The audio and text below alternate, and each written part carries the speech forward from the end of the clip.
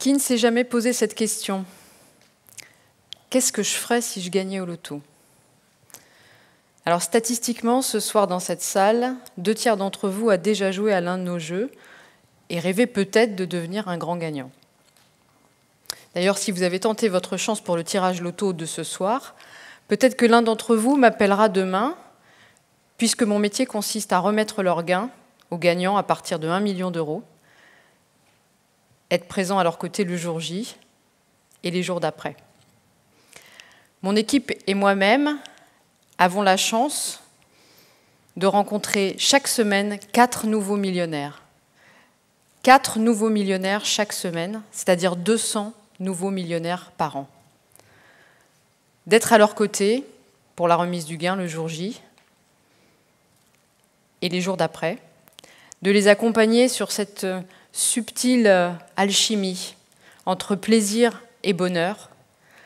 De cela, nous sommes les témoins privilégiés, les éveilleurs parfois, les confidents très souvent. Quel événement extraordinaire que le gain! C'est un événement hors du commun, unique, singulier. Moi, j'en ai pris vraiment conscience la première fois que j'ai remis un chèque à des gagnants. Il s'agissait d'un couple de jeunes retraités. Ils avaient gagné 5 millions d'euros au loto. Et pour l'occasion, ils étaient accompagnés d'un de leurs fils, qui est militaire. Il avait fait des missions en Afghanistan, au Mali. On peut donc penser que ses capacités de résistance psychique et émotionnelle étaient éprouvées. Et pourtant, quand j'ai tendu le chèque à ses parents, je l'ai vu fondre en larmes, littéralement submergé par l'émotion. Je me suis rendu compte à ce moment-là, même si je le savais déjà, à quel point cet événement était hors du commun. Alors vous vous demandez peut-être qui ils sont, ces gagnants. Mais c'est vous, c'est nous. Ils sont représentatifs de la population française. Ils vivent à Dijon, à Paris, à Fort-de-France, à Bayonne. Ils sont ouvriers, architectes, commerçants, sans emploi, retraités, professeurs. Catherine, par exemple, était agent immobilier. Alors, ce soir, j'ai modifié volontairement les prénoms des gagnants que j'évoquerai par respect pour leur anonymat. Donc, Catherine, vous disais, était agent immobilier lorsqu'elle a gagné 2 millions d'euros au loto. Elle a ignoré ce gain. Elle ne voulait pas que sa vie change. Elle ne voulait pas que sa vie change, elle avait peur que ça bouscule un équilibre qu'elle aimait. Et puis, petit à petit, elle a apprivoisé ce gain. Dans un coin de sa tête, elle avait toujours eu envie de travailler dans le bien-être. Aujourd'hui, elle est aromathérapeute. Elle adore son métier, elle s'y retrouve totalement. Gagner au loto lui a permis d'accélérer, ça a été un tremplin vers cette vie professionnelle dont elle rêvait, mais qu'elle n'osait peut-être pas s'avouer. D'ailleurs, pour l'anecdote, je retrouve Catherine dans quelques jours, puisqu'elle va venir animer une session lors d'un atelier que nous proposons à nos grands gagnants sur son expérience de développement personnel, de reconversion. On vient de le voir, le gain peut être déstabilisant.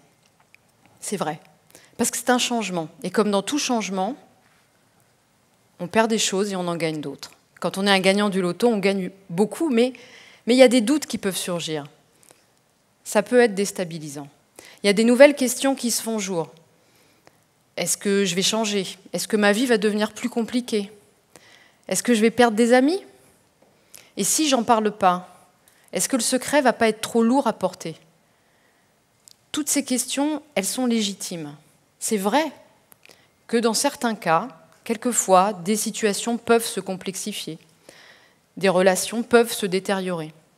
Ce n'est pas le fait du gain, c'est des situations qui existaient. Le gain n'est qu'un effet loupe amplificateur. Mais ça peut arriver. Alors, je vous rassure, tout ça est transitoire et jusqu'à présent, personne ne nous a jamais rendu le chèque. Donc ça se passe plutôt très bien.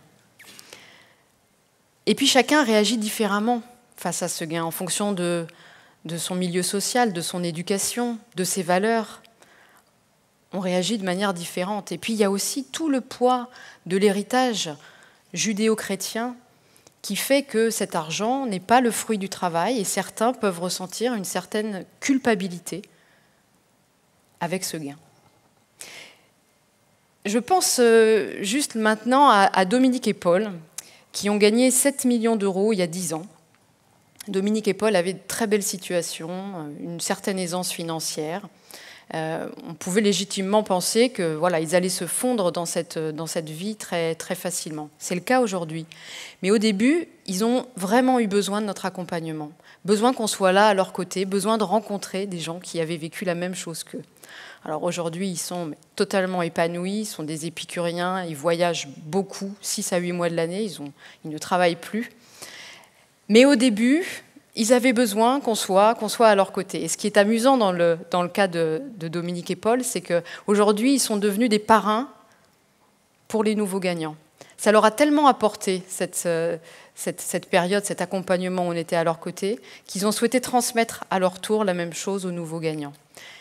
Et ça nous a d'ailleurs inspiré un tout nouveau service qu'on propose aujourd'hui à nos gagnants, qui est un cercle de parrains, d'anciens gagnants, qui accompagnent et qui partagent leur expérience avec les nouveaux. Il y a des amitiés très fortes qui se nouent, des liens vraiment privilégiés qui se tissent entre eux.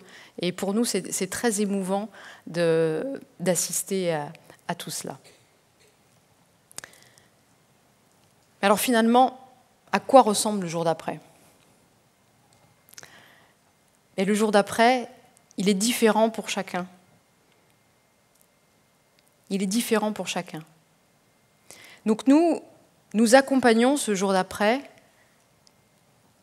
avec un accompagnement sur mesure et individuel au moment du gain, puis un accompagnement collectif pendant 5 ans après le gain, sur 2 axes, l'axe financier et l'axe humain, tout ça dans la sphère du développement personnel.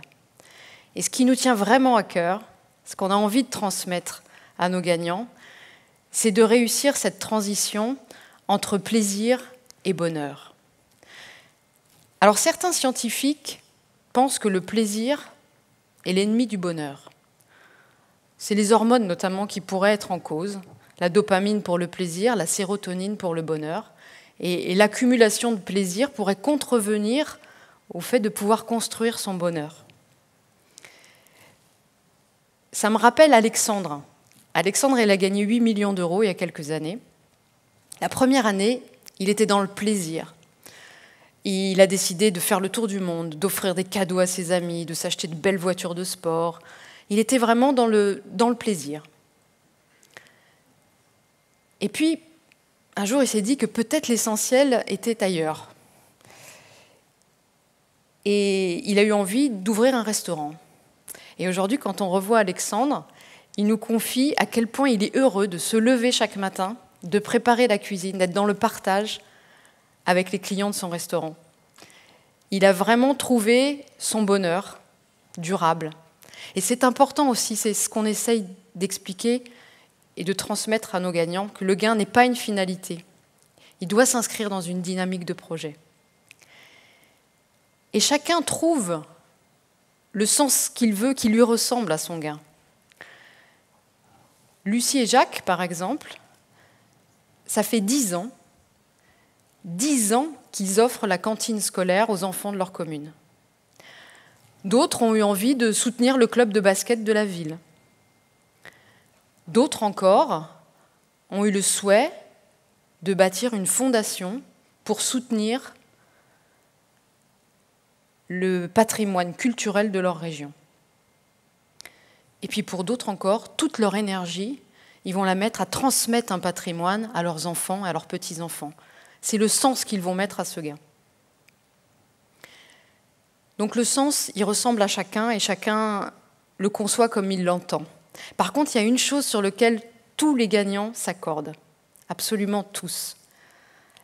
La plus grande des richesses qu'ils ont trouvées, c'est une richesse immatérielle, grâce au gain.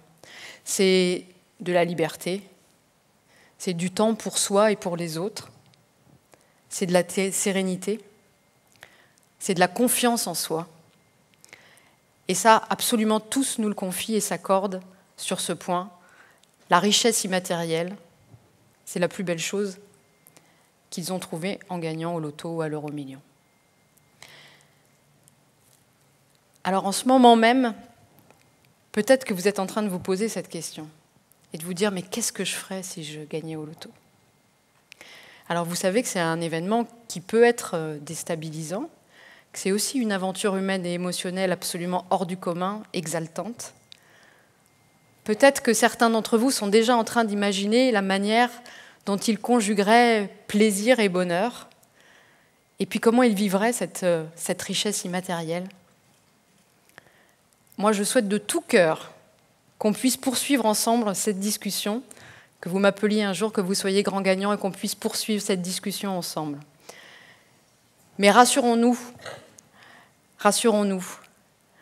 le bonheur demeure un chemin personnel et il ne tient qu'à nous, à chacun de nous, de l'entretenir chaque jour.